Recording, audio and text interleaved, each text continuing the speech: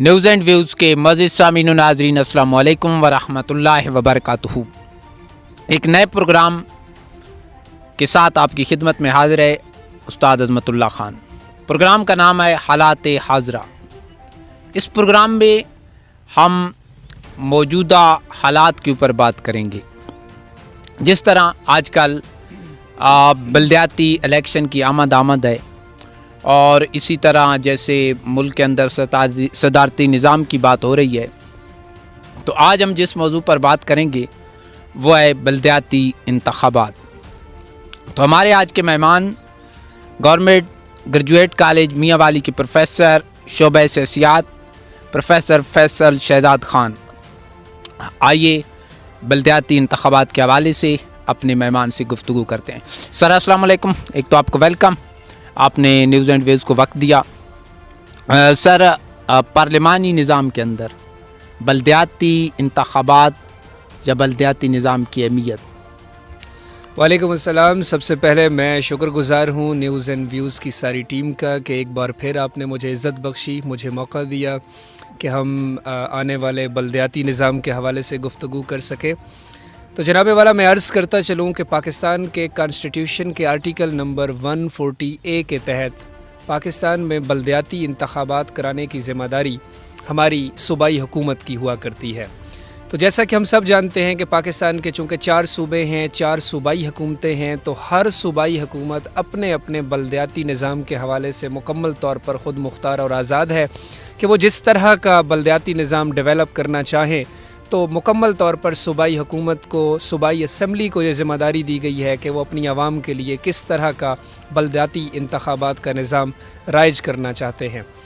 تو جہاں تک ہم بات کریں پنجاب کے حوالے سے، تو پنجاب کی صوبائی اسمبلی نے بھی بلدیاتی نظام لاگو کرنے کی ایک کوشش کی۔ 2019 میں ایک ایکٹ پاس کیا گیا، لیکن چونکہ حالات ایسے تھے، کچھ کرونا کے مسائل تھے، کچھ پریپریشن نہیں تھی، پولیٹیکل پارٹیز تھی، تو جس کی وجہ سے انتخابات کا التوا ہوتا گیا۔ پھر اوپر سے جو پچھلے 2017 کے منتخب کردہ بلدیاتی نظام تھا، اس کے بھی کچھ مسائل تھے، کورٹ کے اندر لٹیگیشن جاری تھی، جس کے سبب بلدیاتی انتخابات کا انعقاد نہ ہو سکا، اور بالآخر پھر پنجاب کی حکومت نے، ہماری صوبائی حکومت نے ایک آرڈیننس جاری کیا، اور اس آرڈیننس کے تحت متوقع ہے کہ اگلے جو ہمارا سال چل رہا ہے 2022 کا، اس کے مئی کے اندر، جون کے اندر میں بھی انتخابات، بلدیاتی انتخابات کرائے جائیں۔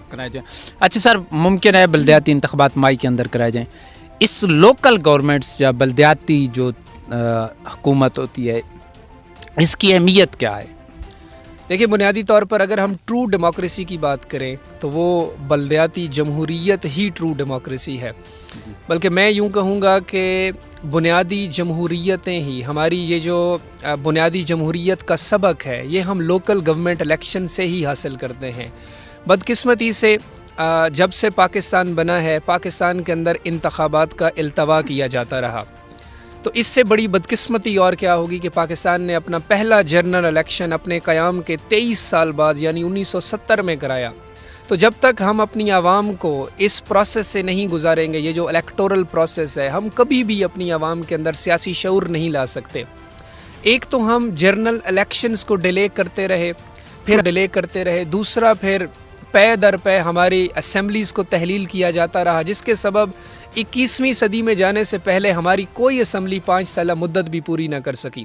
تو سونے پہ سہاگا یہ کہ بلدیاتی انتخابات کبھی بھی ہماری الیکٹڈ گورنمنٹس کی ترجیح ہی نہیں رہی۔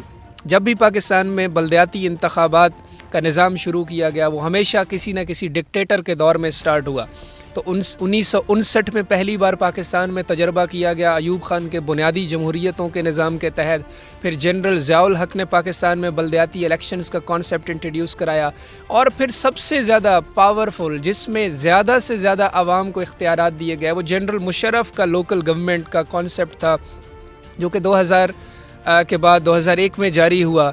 لیکن بدقسمتی یہ ہے کہ وہ سویلین گورنمنٹس، وہ سویلین حکومتیں جو کہ بلیو کرتی ہیں ڈیموکریسی پہ، ان کے اندر یہ اتنا ایک برا تاثر پایا جاتا ہے کہ ہماری صوبائی حکومتیں کسی صورت بھی راضی نہیں ہوتی بلدیاتی انتخابات کرانے کے حوالے سے، تو بالآخر پاکستان نے جب 18ویں ترمیم منظور کی 2010 میں، تو باقاعدہ کانسٹیٹیوشن کا حصہ بنا دیا گیا آرٹیکل 140A کو، جس کے تحت سویلین گورنمنٹس کی یہ رسپانسبلٹی ہے کہ وہ اپنے اپنے صوبے میں بلدیاتی انتخابات کرائیں گی۔ تو میں اس کی اہمیت کے حوالے سے یہ عرض کرتا چلوں کہ میرے نزدیک اگر کوئی ٹرو ڈیموکریسی ہے جہاں سے ہم سیکھ سکتے ہیں کہ جمہوریت کیسے پنپ سکتی ہے، جمہوریت کا سلسلہ آگے بڑھایا جا سکتا ہے، تو وہ ہمارے بلدیاتی انتخابات ہی ہیں، اور تواتر کے ساتھ میننگ فل انتخابات کا ہونا بہت ضروری ہے۔ اچھا سر، جو آ رہا ہے یہ موجودہ بلدیاتی نظام، میئر چنا جائے گا، تو یہ یوسی سطح پر کس طرح ہوگا؟ سر، یہ جو ابھی پروپوزڈ لوکل گورنمنٹ سسٹم ہے، جس کا آرڈیننس چند دن پہلے جاری ہوا ہے ہمارے گورنر پنجاب کی طرف سے، تو اس کے اندر بیسکلی سب سے پہلی چیز تو یہ ہے کہ یہ پارٹی بیسس پر منعقد ہوگا۔ یہ بڑی خوشائند بات ہے۔ اس سے کم از کم ہماری پولیٹیکل پارٹیز، جن کے بارے میں اکثر یہ شکوہ کیا جاتا ہے کہ یہ گراس روٹ لیول پہ ہیں ہی نہیں، ان کا مسئلہ یہ ہے کہ یہ ڈرائنگ روم پالیٹکس پہ بلیو کرتی ہیں اور الیکٹیبلز کی سیاست کرتی ہیں۔ تو جب جنرل الیکشن ہوتا ہے تو عموماً الیکٹیبلز کو ہی ٹکٹ دیا جاتا ہے۔ تو اگر بلدیاتی انتخابات جماعتی بنیادوں پر ہوں گے تو سب سے بڑا اس کا فائدہ یہ ہوگا کہ گاؤں کی سطح پر، نیبرہڈ کونسل کی سطح پر یا میونسپل کمیٹی کی سطح پر بھی ہماری پولیٹیکل پارٹیز آگے بڑھیں گی، اور اس طریقے سے لیڈرشپ ہماری پولیٹیکل پارٹیز سے آئے گی۔ نمبر 2، اگر ہم بات کریں کہ اس آرڈیننس کی، تو اس کے تحت ڈائریکٹلی الیکشنز ہوں گے۔ یہ بڑی خوشائند بات ہے، کیونکہ جو ہمارے پچھلے انتخابات تھے، اگر ہم اس کو کمپیئر کریں جنرل مشرف کے بلدیاتی سیٹ اپ سے، یا پھر 2013 کا جو مسلم لیگ نون کی گورنمنٹ میں ایک بلدیاتی سیٹ اپ آیا، تو اس کے اندر ہم نے ڈائریکٹ ووٹنگ الاؤ کی تھی صرف یونین کونسل لیول تک، لیکن جو آگے تحصیل کونسل تھی یا پھر ضلع کونسل کا جو لیول تھا، اس کے اندر ہم نے انڈائریکٹ الیکشن کی بات کی تھی۔ تو یہ بلدیاتی سیٹ اپ اس حوالے سے خوشائند ہے کہ کم از کم اس میں ڈسٹرکٹ میئر کی سطح تک براہ راست انتخابات کی بات کی گئی ہے، تاکہ لوگ اپنے نمائندوں کو براہ راست چن سکیں، نہ کہ وہ انڈائریکٹلی الیکشن کے نتیجے میں آئیں، اور پھر انڈائریکٹلی جو الیکشن ہوتے ہیں تو وہ کوئی ٹرو ریپرزنٹیٹیو عوام کے اصل نمائندے نہیں ہوتے۔ تو یہ ایک بڑی شاندار بات ہے اس بلدیاتی سیٹ اپ میں کہ اس کے اندر براہ راست انتخابات کی بات کی گئی ہے، یونین کونسل کی سطح پر بھی، تحصیل کونسل اور ڈسٹرکٹ میئر کا الیکشن جو ہے وہ بھی براہ راست ہوگا۔ تو یہ بڑی خوشی، یعنی کہ آپ کا نمائندہ آپ کی رائے دہی کو غلط استعمال نہیں کرے گا۔ بعض اوقات تو یہ بھی ہوتا ہے کہ یوسی سطح پہ ہم کسی کو ووٹ دیتے ہیں، وہ آگے جا کر اپنی مرضی سے ووٹ دے دیتا ہے، تو ہمارا رائے غلط استعمال ہوتی ہے۔ سر، آپ نے بات کی کہ بلدیاتی انتخابات امریت یا فوجی دور میں تو توجہ دی گئی، لیکن ہماری جمہوری حکومتوں نے اس پر توجہ نہیں دی۔ اس کی وجہ آپ کیا سمجھتے ہیں کہ کوئی نظام میں خامی ہے یا خاطر خواہ توجہ دی نہیں گئی؟ لیکن سر، جو بلدیاتی انتخابات کا کانسیپٹ ہے، بیسکلی یہ ڈیولوشن آف پاور کا کانسیپٹ ہے، یعنی کہ اختیارات کی نچلی سطح تک منتقلی کا کانسیپٹ ہے۔ چونکہ ہماری جو سویلین گورنمنٹس ہوتی ہیں، ان کے اندر ڈیموکریسی نہیں پائی جاتی۔ یہ ہمارے پولیٹیکل سسٹم کا ایک بہت بڑا المیہ ہے۔ جب ہم میں ڈیموکریسی نہیں ہے تو ہماری جو پولیٹیکل پارٹیز کا رویہ ہے، جو بیہیویئر ہے، وہ بھی اتھارٹیٹیو ہے، جس کے سبب ہماری پولیٹیکل پارٹیز پاورز کو ڈیولوٹ نہیں کرنا چاہتی، یعنی وہ پاورز کو نچلی سطح پر منتقل نہیں کرنا چاہتی۔ تو کوئی بھی الیکٹڈ گورنمنٹ ہے، کوئی بھی پولیٹیکل پارٹی جو کہ پاور میں آئی، اس کا بالکل یہ دل نہیں ہوتا کہ وہ اپنے اختیارات نچلی سطح پر منتقل کرے۔ یہ وہ سب سے بڑا سبب ہے کہ چونکہ ہماری پولیٹیکل پارٹیز ڈیموکریٹائز نہیں ہیں، چونکہ ان کے اندر ایک اتھارٹیرینزم کی ٹینڈنسی پائی جاتی ہے، جس کے سبب یہ آمرانہ رویہ اختیار کرتے ہوئے عوام کے نمائندوں تک نچلی سطح پر اختیارات منتقل کرنے سے اکثر گریزاں رہتی ہیں۔ تو جب تک کوئی ہماری سپریم کورٹ کی طرف سے انٹرونشن نہ ہو، یا جب تک کوئی ایک عوامی دباؤ نہ ہو، تو ہماری پولیٹیکل پارٹیز کی بیشتر یہ کوشش ہوتی ہے کہ وہ اختیارات اپنے پاس مرتکز رکھیں، اختیارات کا ارتکاز اپنے پاس رکھیں، اور نچلی سطح پر اختیارات کو منتقل نہ کریں۔ طریقہ انتخاب کی بات کر لیتے ہیں۔ پاکستان کے اندر رائج طریقہ انتخاب سے آپ مطمئن ہیں یا اس کو مزید بہتر شفاف اور منظم کیسے کیا جا سکتا ہے تاکہ ہر انتخاب کے بعد ہمیں یہ واویلا نہ سنے کہ دھاندلی ہو گئی. جی میں اس حوالے سے عرض کروں گا کہ ہماری قوم ایک ایسی قوم ہے جس کا بڑی مشکل سے کسی چیز پر کنسنسس ڈیولپ ہوتا ہے. ہمارا ایک کنسنسس ڈیولپ ہے کہ ہم پارلیمانی نظام حکومت کے اندر رہتے ہوئے ہر 5 سال بعد ایک انتخابات کا ہمارا تصور ہے تو اس کو ہم جاری رکھیں.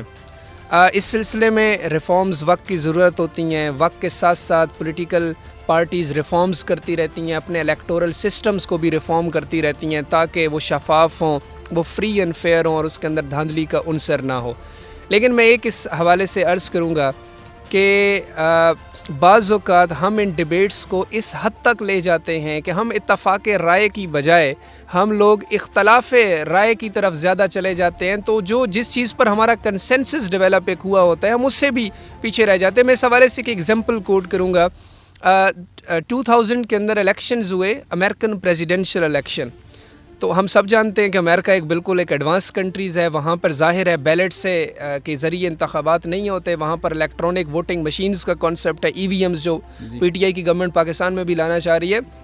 تو وہاں پہ جب الیکشنز ہوئے تو ایک ریاست کے اندر ان کی جو الیکٹرانک ووٹنگ مشینز تھیں ان کے ریزلٹس کو چیلنج کیا گیا, اور جب وہ چیلنج کیا گیا تو وہاں سے ایک آرگومنٹ ڈیولپ ہوا کہ ان الیکٹرانک ووٹنگ مشینز کو ہیک کیا گیا تھا, اور یہ جو انہوں نے رزلٹ پروڈیوس کیے ہیں یہ وہ رزلٹ نہیں ہے جو جس بنیاد پر ووٹ پڑے ہوئے تھے.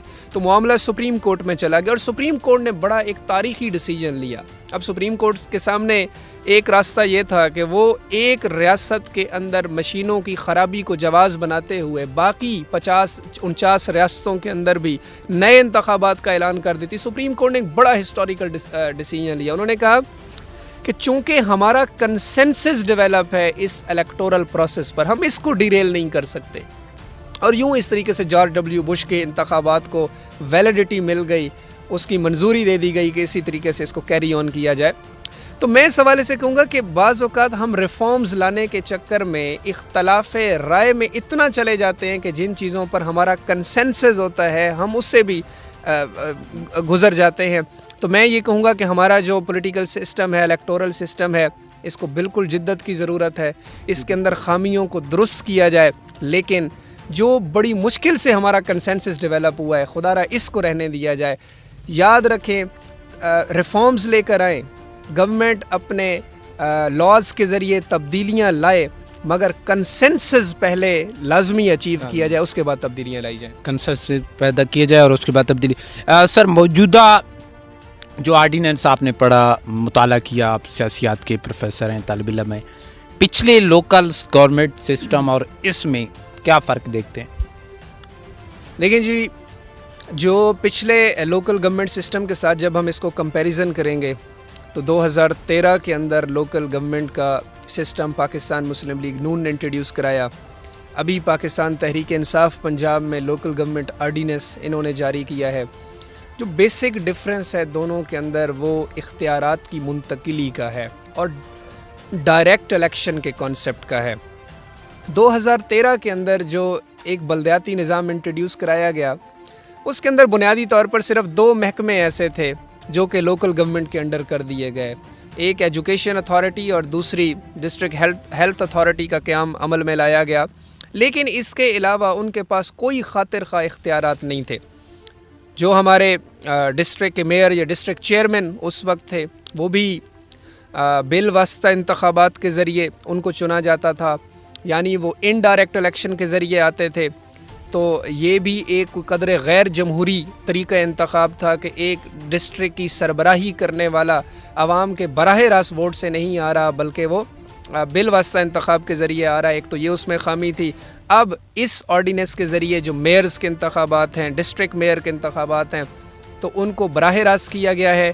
اب عوام براہ راست اپنے ضلع کا سربراہ چن پائیں گے. اس کے علاوہ جو پارٹی بیسز ہے یہ بڑا ایک شاندار اقدام ہے کہ لوکل لیول تک پارٹیز جو ہیں وہ اپنے کینڈیڈیٹس وہ کریں گی, اپوائنٹ کریں گی, اور پھر اس سے یہ ہوگا کہ پارٹیز گراس روٹ لیول تک منظم ہوں گی.